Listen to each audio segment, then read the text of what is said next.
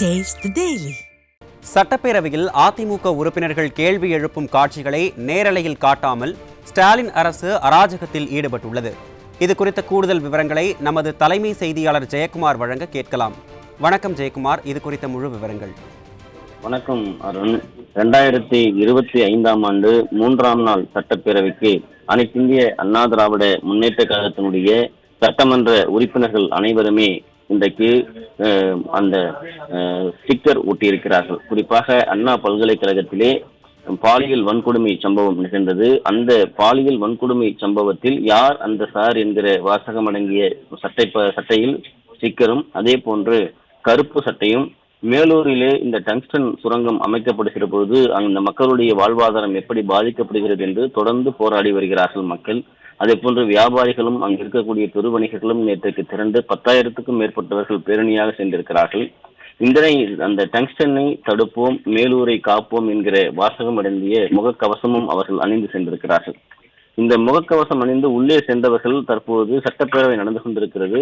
அதிமுக சட்டமன்ற உறுப்பினர்கள் ஒருவரை கூட நேரலையில் காட்டாமல் திமுகவை சேர்ந்தவர்களையும் அவர்களுடைய கூட்டணியை சேர்ந்தவர்களையும் மட்டுமே தற்போது நேரலையில் காண்பித்துக் கொண்டிருக்கிறார்கள்.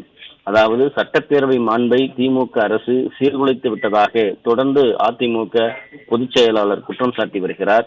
அதிமுக பிரதான எதிர்க்கட்சி பல்வேறு கோரிக்கைகளை வலியுறுத்தி பேசுகிற போது, கேள்வி எழுப்புகிற போது அதிமுகவினுடைய உறுப்பினர்கள் பேசுவதையும் பொதுச் செயலாளர் பேசுவதையும் திட்டமிட்டு நேரலை துண்டிக்கப்படுகிறது.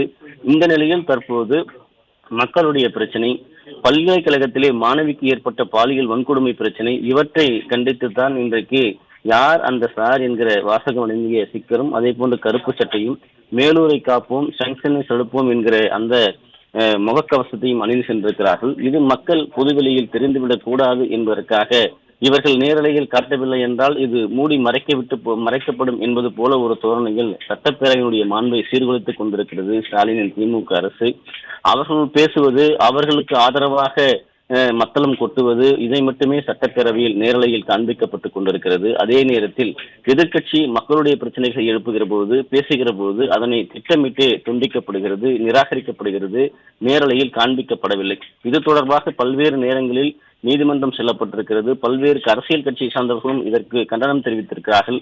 இருந்தால் கூட செவிடன் காதில் ஊதப்பட்ட சங்கு போலவே சட்டப்பேரவையுடைய நிகழ்வுகள் என்பது அதிமுக சட்டமன்ற உறுப்பினர்களோ அல்லது எதிர்க்கட்சி தலைவர் முன்னாள் முதலமைச்சராக இருக்கக்கூடிய அதிமுக பொதுச் செயலாளர் இருக்கக்கூடியவர் பேசுகிற போதோ அந்த நேரலை என்பது தடுக்கப்படுகிறது, துண்டிக்கப்படுகிறது என்பதுதான் மக்களினுடைய ஜனநாயகத்துடைய குரல்களை நசுக்கக்கூடிய அரசாக இந்த அரசு இருக்கிறது என்பதை இது எடுத்து காட்டுகிறது.